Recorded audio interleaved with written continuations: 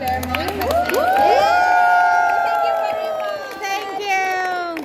Thank you so much for having us here. And before I introduce our friends here, I want to give you the biggest congratulations. Woo! Thank you. My husband and my grandkids on day one. Yes. We didn't want to disturb you guys during your assessment, but really it's so hard. We're so heartfelt, happy and great and proud of all of you for the commitment that you did. Yes. And really it's amazing. We love it. Thank you Thank you so much. My daughter, Dallas. Hello. And my daughter-in-law, Carmen. Hi. And my balaik, Carmen's mom. And last but not least, the lovely lady who's done so much for the Filipino women. And Yes. Hello, magandang umaga po sa inyong lahat. Yes, magandang umaga. Unang-una, gusto ko lang i-congratulate kayo at batiin na dahil hindi biro ang mag-commit ng 8 weeks ba? 10 weeks. Ng inyong time para matuto lumangoy. Lalo-lalo na on your day off, di ba? Yes. It's precious to us.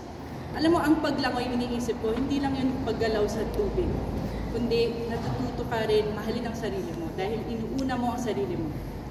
Madalas pag domestic helper tayo, binibigay natin ang sarili sa mga amo natin, mga alaga. Laging silang inuuna natin. Tama ba? Yes. So today, with Splashers and everyone, inuuna niyo ang sarili mo. Yes. Very, very proud that you did that. Yay! Thank you. Na dahil natuto kayong lumangoy at this age at dahil nag-commit kayo na matuto, kahit ano pwede nyo makamit sa buhay mo, mga pangarap mo. Feel nyo ba yun? Yes. Proud, diba? Yes. And seeing all of you today here being a Filipino community, we were just talking about it earlier. We really stick together. We have a strong sense of community at napaka-proud natin maging Pilipino. Yes. I'm honored to be here today and to congratulate all of you. Congratulations po sa inyo. Thank you. We are honored to you. Photos of all the splashers with their signs. It's here also from one of our splasher for Splash Journey. Oh, thank you, Ms. Nasa.